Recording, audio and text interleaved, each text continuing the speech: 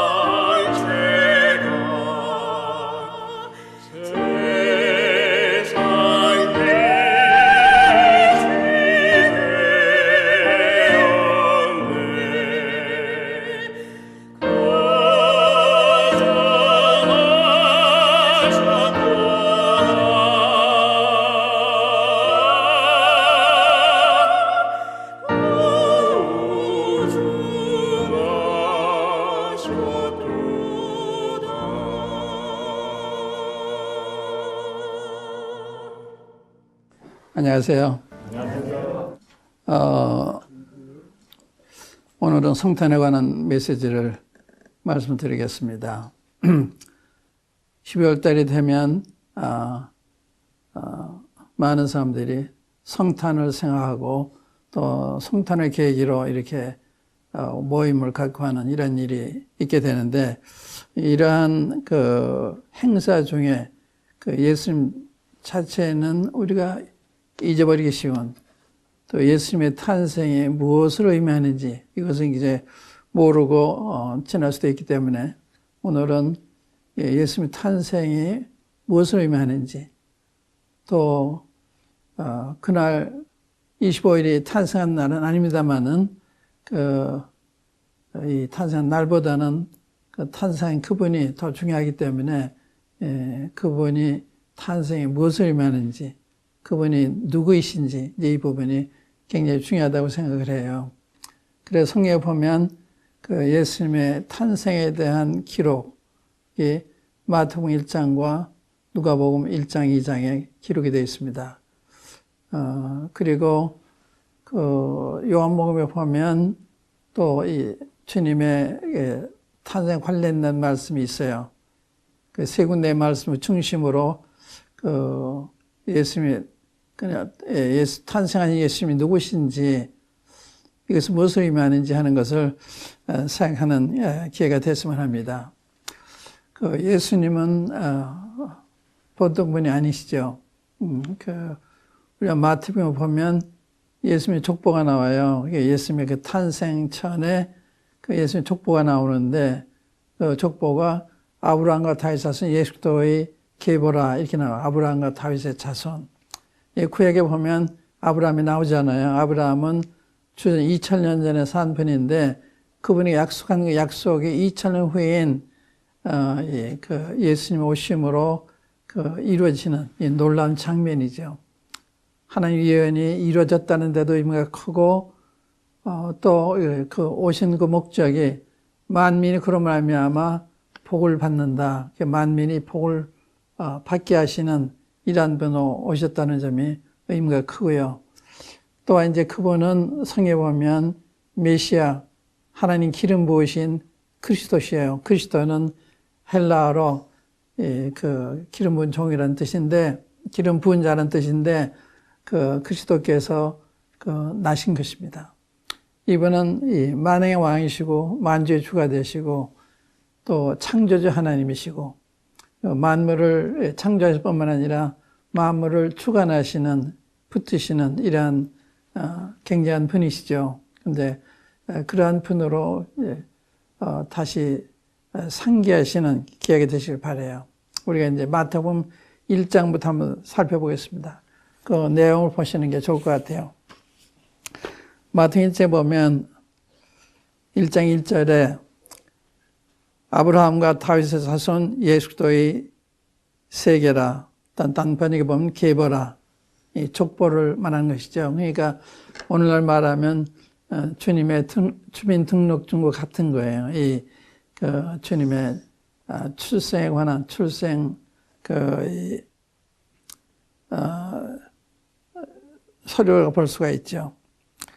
그 말씀이 이제 1절로 17절까지 나오고요. 그 다음에 18절부터 끝까지 보면 예수님의 탄생에 대한 자세한 기록이 있어요. 근데 1절로 17절에 보면 아브라함과 다윗 자손 예수 그리스도의 세계라.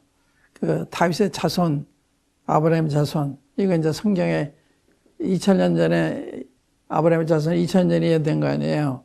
다윗은 약 1500년 전. 그러니까 2000년, 1500년 예언이 2000년 후에 혹은 1500년 후에 이루어지는 장면이기 때문에 하나님 말씀에 대한 신뢰성을 우리가 생각하게 되겠습니다. 정말 하나님의 말씀은 진리로구나. 정말 하나님의 말씀 그대로 되는 것이구나. 이렇게 이제 하나님에 신뢰가 생기는 거죠. 이게 굉장히 중요한 부분이에요. 그러니까 여기 예수님의 탄생은 구약 성경에 예언한 아브라함이 약속한 약속이 이루어진 것이고 또 다윗이 약속한 그 약속이 이루어진 것이기 때문에 놀라운 사건이죠. 놀라운 사건입니다. 2000년 만에 일어난 사건, 또 1500년 만에 일어난 사건. 우리가 이제 창세기 22장에 보면 하나님께서 아브라함한테 자손을 주실 것과 그를 통해서 만민이 복을 받을 것 이걸 말씀한 게 나오는데 한번 찾아보겠습니다. 그 창세기 22장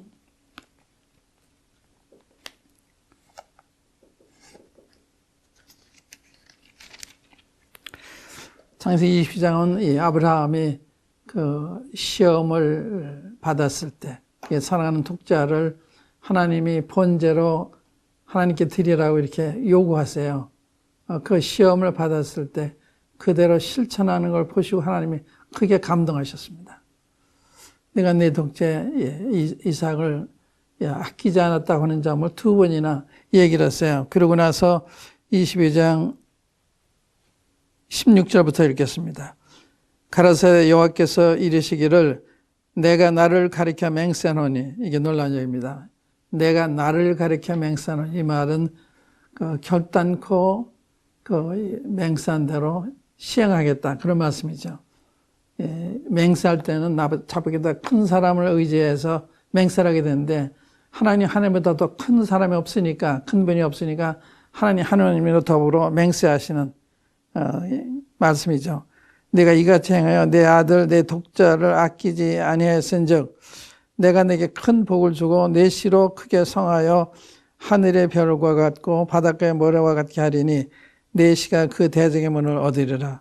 내 씨로 말미암아 천하 만민이 복을 얻으리니 이는 내가 나의 말을 준행하였음이니라 하셨다니라. 내 씨, 이건 예수님을 가리킨 거예요. 이 내 씨는 아브라함의 자손인 예수님을 가리킨 것입니다. 이 아브라함의 자손하면 육신의 자손들, 유대민족 있죠. 그러나 이제 영적인 자손들, 아브라함의 믿음을 따라 하나님을 믿는 이러한 그 영적인 자손들, 오늘 그리스도인들을 다 포함하는 거죠. 그런데 이제 천하 만민의 복을 받는다. 그러니까 유대인들은 자기들이 하나님이라고 하면 생각을 했어요.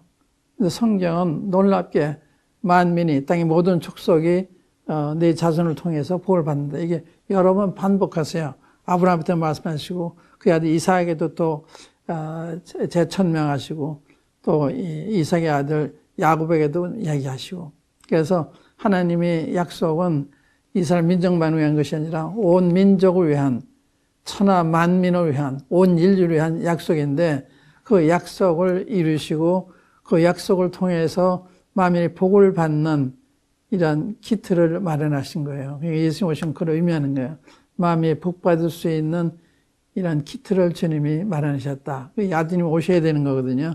아드님 오셔야 되고 십자가에 돌아가셔야 되는데, 그래서 만민이 죄사함 받고 하나님의 자녀가 되는 이러한 그 은혜와 영광을 얻게 되는 거예요. 그러니까 이분이 탄생하셨다. 이 약속한 이분. 이게 2000년 전 약속이거든요. 근데 이 약속이 이루어진 거예요. 이 다윗에게는 다윗의 의를 이을 자가 끊이지 않게 하겠다. 그 의를 영원히 경고케 하겠다. 이런 약속이 있어요. 그 약속이 이루어진 거거든요. 네, 그러니까 우리한테는 굉장히 기쁜 소식이죠. 우리가 복 받을 수 있는 이러한 분이 세상에 오셨으니까. 근데 이분은 이제 어떤 분인가 하면 이분은 하나님이시잖아요. 그 나중에 이제 요한복음에서 말씀드리겠습니다만은 여기 이제 마태복음에서는 아브라함과 다윗의 자손 예수 그리스도. 그래서 이 족보는요, 이스라엘의 왕의 족보예요. 그래서 예수님이 이 왕의 혈통에서 나셨다. 그러니까 황족에서 출생하신 것을 나열한 거예요. 그래서 족보는 이스라엘의 왕가의 족보입니다. 요셉이 그 왕가에 태어났고 마리아도 마찬가지입니다만은 그래서 예수님이 합법적으로 이스라엘 왕이 되는 거예요. 그러니까 왕가에 태어나지 않아 왕이 될 수가 없잖아요. 그런데 예수님이 그렇게 태어나셨다 하는 걸 증거하는 거예요. 그런 데면 의미가 커요. 누가복음에 대한 족보가 나오는데 그 족보는 그 예수님으로부터 저 아담까지 올라가요. 여기는 아브라함까지 가잖아요. 아담까지. 예수님은 인자시다. 참 사람이시다. 하나님이 사람이시다는 걸 증거하는 의미에서 그 예수님의 인간의 족보, 아담의 후손이라고 하는 것을 증거하는 그 족보예요. 그런데 마가복음과 요한복음 없거든요. 족보가 안 나와요.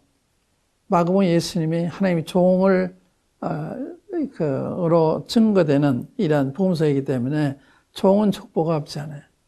또 하나님의 시작도 끝도 없는 하나님 족보가 없잖아요. 그렇기 때문에 마가복음과 요한복음에는 이 족보 빠져 있는 거예요. 이게 그냥 우연히 빠진 게 아니라 합당한 거죠. 그 다음에 이제 그 18절부터 보면 예수님에 대한 탄생이 나오는데, 누가복음 보면 1장에 예수님이 그 기적적으로, 초자연적으로 하나님의 성령에 의해서 그 잉태를 받으시는, 수태를 당하시는, 이런 게 이제 그 누가복음 1장에 나와요. 그러니까 예수님이 잉태될 때부터 이 그 성령을 통해서 이 수태를 하게 되는. 여기는 그 자세한 설명이 없습니다만은 이제 마태복음 보시면 그게 암시되어 있어요. 한번 읽어보겠습니다. 18절부터 보시면 예수 그리스도의 나심은 이러하니라. 그 모친 마리아가 요셉과 정혼하고 동거하기 전에, 여기 동거하기 전에 중요한 말이에요. 동거하기 전에 성령으로 잉태된 것이 나타났더니 그 남편 요셉은 의로운 사람이라 저를 드러내지 아니하고 가만히 끊고자 하여 이 일을 생각할 때 주의 사자가 현명하여 가로되 다윗의 자손 요셉아 내 아내 마리아 데려오기를 무서워 말라. 저에게 잉태된 자는 성령으로 된 것이라. 아들을 낳으리니 이름을 예수라 하라. 이는 그가 자기 백성을 저희 죄에서 구원할 자이심이라 하니라. 이 모든 일에 된 것은 주께서 선지자로 하신 말씀을 이루려 하심이니 가라사대 보라 처녀가 잉태의 아들을 낳을 것이요 그 이름은 임마누엘이라 하리라 하셨으니 이를 번역한즉 하나님이 우리와 함께 계시다 함이라. 요셉이 잠을 깨어 일어나 주의 사자의 분부대로 행하여 그 아내를 데려왔으나 아들을 낳기까지 동침치 아니하더니, 이게 중요한 말입니다. 아들 낳기까지 동침하지 아니하더니 나음의 이름을 예수라 하니라. 이게 예수님의 처녀 탄생을 말하는 거예요. 이게 이제 그 자연적으로 이해할 수 없는 이야기죠. 그래서 많은 사람들은 예수님의 통정으로 탄생을 부정해요. 심지어 믿는다고 하는 이런 그리스도인들도 어떤 목사님들도 또 신학교에서도 이걸 부정하는 진리예요. 하나님은 자연 이치를 정하신 분인데 그 이치를 어기고서 그럴 리가 없다. 이렇게 이론을 펴요. 하나님은 그 위에 계신 분이죠. 터툴리아는 나는 기독교가 불합리하기 때문에 믿는다. 그런 말이 있어요. 불합리하기 때문에. 합리하단 말은 인간의 표준을 넘지 못하는 거죠. 하나님은 우리가 생각할 때 불합리한 거예요. 하나님 편에서 불합리한 건 아닌데 우리 편에서 볼 때 예를 들면 무료로 걸어가셨다. 불합리한 것입니다. 그런 게 너무나 많아요. 예수님의 행함에 있어서 그 하나님이시기 때문에 이 자연을 초월해서 하시는, 죽은 자도 살리시고 문둥병 자도 말씀 한마디로 깨끗하게 하시고 속이는 눈뜨게, 이거 다 불합리한 거거든요. 근데 그 예수님이 하나님이신 걸 모르기 때문에 인간의 기준에 보기 때문에 불합리하다. 그래 있을 수가 없다. 그렇게 합니다. 이런 신학교가 많아요. 자유주의 신학교. 자유주의는 신학자의 그걸 주장을 해요. 그렇기 때문에 신학교 중요한 게 아니고 신학자가 중요한, 하나님 말씀이 중요한 거예요. 하나님이 뭐라고 말씀하고 있느냐. 이게 실제 사건이잖아요. 예수님이 태어나셨고, 예수님이 사셨고, 돌아가셨고, 부활하셨고, 승천하셨잖아요. 이 모든 과정을 보면 이 처녀 탄생과 다 맞아요. 왜냐하면 예수님은 무죄한 분이시거든요. 만약에 그 요셉을 통해 났다면 우리가 죄의 성품을 가지고 태어나기 때문에 죄인일 수밖에 없고 연약할 수밖에 없는데 주는 그런 게 없어요. 주님 지혜에도 온전하시고 능력에도 온전하시고 예수님 못하신 게 없어요. 못하신 게. 모르신 게 없으셨습니다. 그렇게 유대인 예수님을 착잡기 위해서 교묘한 질문을 하고 합리에 빠지려고 그랬지만 항상 실패했어요. 예수는 못 얘기해요.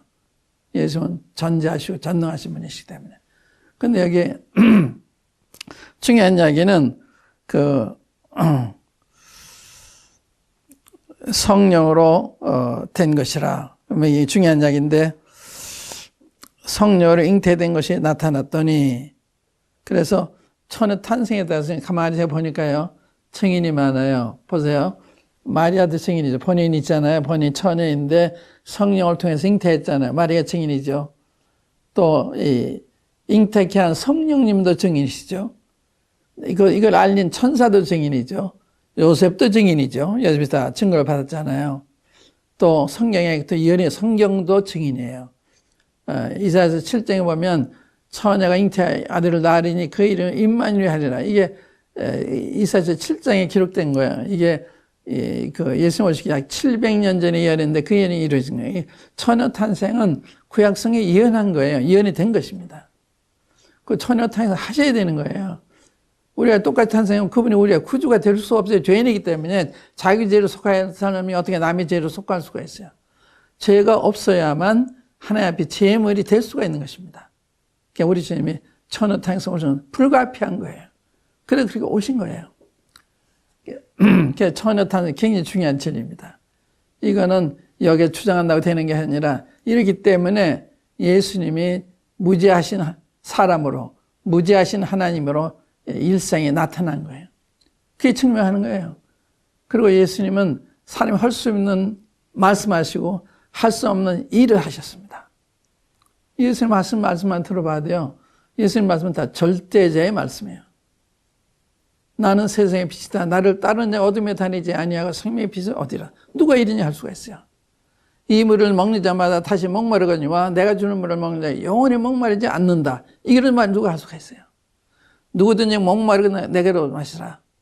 나를 믿는 자는 그 배에서 생수가 흘러나리라. 이걸 누가 얘기할 수가 있어요. 내 말을 지키는 영원히 죽지 아니한다. 이걸 누가 할 수가 있어요. 예수님은 그 말씀하는 거 봐도 하나님이세요. 하나님이 아니어서 할 수 없는 말씀하세요. 사람은 그렇기 때문에 유대인들이 당황한 거예요. 자기들 보기에 목수의 가정에 태어났고 사람인데 말씀하는 거 하나님 얘기하시니까 하나님 모독한다 이렇게 된 거예요. 그게 예수님을 죽인 거예요. 그런데 예수 오신 것은요 여러 면에서 성경적으로 증명이 된 거예요. 예수 탄생은 구약성이 예언한 대로 오셨고 예언한 시간에 오셨어요. 예언한 시간에 오셨습니다. 우리가 이제 다니엘서 보면 다니엘서의 이스라엘 민족의 그 경륜에 대해 말씀하실 때 71일 말씀하세요. 71일.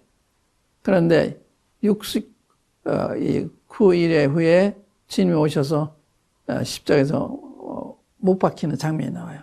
그러니까 언제부터 계산하는 거면 아닥사스도 왕이 예루살렘을 충분하라고 명령한 때로부터 이 계산이 되네요. 그때부터 그 메시아가 오시기까지 기름 부자 오시기까지 62일에 걸려요. 7일에 동안에는 예루살렘 충분하고 그다음에 그 후 60일에 후에는 이제 메시아 와서 끊어지는데 그게 이제 7일하고 62일이니까 69일이 아니에요. 69주. 이게 483년이에요. 그러니까 그때 485년에 주님 오신다 하니까 그 시간에 오신 거예요. 그러니까 시간적으로 봐도 구약성의 예언대로 된 것이고 또 구약의 예언대로 봐도 처녀가 잉태한 것이 그대로 된 것이고 또 하나님께서 아브라함에 약속한 그 약속이 이루어지려고 해도 천하 만민 어떻게 아브라함 자손 통해서 복을 받을 수가 있어요. 아브라함 자손 많잖아요. 한두 사람이 아니죠. 이삭도 있고 그 후손들이 있고 많이 있는데 그럼 그들은 해당이 안 해요. 예수님을 가리켜 예수님. 내시로 말미암아 그때 한 사람을 가리켜 내시라고 해요. 내 자손을 말미암아 세계 만민이 복을 받는다. 그러니까 예수님이 만민의 복을 주신 분이 되시려면 죄가 없어야 되는 거예요. 죄가 있으면 안 되는 거예요. 여하튼 이날 태어나신 분이 아브라함의 자손이고 다윗의 자손이고 처녀에게 탄생한 분이고 구약성에 예언한 분이고 또 이러한 과정을 통해서 다 드러난 거예요. 마리아가 본인이 알잖아요. 그 약혼한 요셉이 그걸 부정한 생활에서 끌으려 하다가 밤에 천사가 나타나서 내 안에 마리아 데려 두려워하지 말아라 해서 받아들였잖아요. 내 아내에게 잉태인 건 성령이 된 거다. 요셉이 증인이잖아요. 천사도 증인이고 성령님도 증인이시고 마리아 요셉도 증인이시고 성경도 증인이시고 처녀 탄생 증명된 사실입니다. 증명된. 그러니까 성경 놀라운 책이에요. 성경은 증명된 책입니다. 우리가 이제 사도행전 그 9장에 보면요. 그 주님을 핍박하던 주님의 교회를 핍박하던 바울이 그 주님을 안 후에 자기가 잘못 알고 주님을 핍박했다는 걸 알고서 돌이켰을 때 그가 다메섹 교회에 가서 주님을 증거하는데 예수가 그리스도라고 하는 걸 증명했다 하는 말씀이 있어요. 그래서 한번 손을 넣으시고 사도행전 9장을 보세요.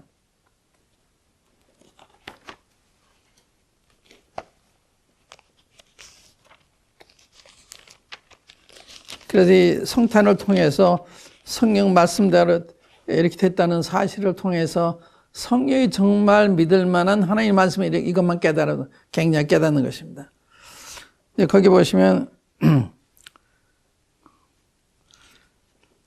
20절부터 보세요. 즉시로 각 회당에서 예수의 하나님의 아들이심을 전파하니 듣는 사람이 다 놀라 말하되 이 사람이 예루살렘에서 이 이름 부르는 사람을 자녀된 자가 아니냐. 여기 온 것도 저희를 결박하여 대생들에게 끌어가고자 함이 아니냐 하더라. 사울은 힘을 더어도 예수를 그리스도라 증명하여 다메섹에 사는 유대인들을 굴복시키시니라. 이게 성경은 예언된 책이기 때문에 예언대로 됐느냐 그걸 증명하는 거예요. 처녀 탄생도 성경대로 된 거 아니에요. 아브라함 자 다윗 산 성경대로 된 것이고. 그러니까 성경은 증명된 책이에요. 증명된 책. 주님의 그 탄생서부터 사심서부터 이 십자가에 못 박혀 돌아가심부터 또 부활하심도 승천하심도 이게 다 성경에 예언된 것입니다. 이게 놀라운 거예요. 그러니까 구약 성경은 증명된 하나님의 말씀이에요. 그리고 예수님은 증명되신 하나님의 아들이시고요. 메시아이시고요. 그걸 이 성탄에 명확히 하십시오. 예수님이 그 2000년 전에 아버지 약속한 그 자손이 오셨다고 하는 거. 거기에서 우리는 하나님의 말씀이 참 진리라고 하는 걸 깨닫게 되는 거예요. 그 다음에 성령 잉태되는 걸 통해서 주님이 처녀 탄생하신 거. 놀라운 이야기죠. 처녀 탄생하신 거. 그 다음에 놀라운 게요. 이 마태복음에는 이게 유대인들의 상대로 기록된 복음서거든요. 유대인들. 그래서 이스라엘 유대인의 왕은 다시 어디에 있느냐. 너는 다른 길로 가지 말고 이스라엘 집에 잃어버린 양이라 하니 유대인들 상대로 기록된 복음서예요. 그런데 여기 보면 여기 이제 족보가 나왔고 예수님이 이렇게 예언대로 이사야서의 말씀대로 이렇게 처녀에게 탄생하셨고 그 다음에는 2장에 보면요. 예수님이 베들레헴에 탄생하신 거. 예수님 베들레헴 오셔야 돼요. 미가서 5장 2절에 베들레헴에서 지금 탄생하실 걸 예언했어요. 그래서 헤롯이 서기관들과 선지자들을 불러가지고 그리스도가 어디 나겠냐 물을 때 즉각적으로 유다 베들레헴이라 그래요. 이게 베들레헴에 나셨거든요. 그 다음에 세 번째로는요. 예수님이 3장에 보면 세례 요한이 와요. 세례 요한. 세례 요한은 예수님 6개월 지나신 분인데 그분이 와서 예수님의 영접할 길을 닦으시는. 그래서 내 길을 평탄케 하라 하면서 세례 요한이 회개 세례 베푸면서 맞이할 준비를 시키세요. 그 세례 요한 먼저 와야 되는데 세례 요한이 왔잖아요. 3장에. 이게 전부 메시아 연관된 예언입니다. 예수님이 누구의 자손으로 예수님이 처녀에게서 또 예수님이 베들레헴에 나실 거 이게 다 성경에 예언된 거예요. 이대로 된 것이 예수님이거든요. 시간이 다 갔네요. 그래서 오늘 여기까지만 하고 다 1시간 더 말씀드릴게요. 1시간 더 말씀드리고 성탄의 내 메시지를 마치려 하겠습니다.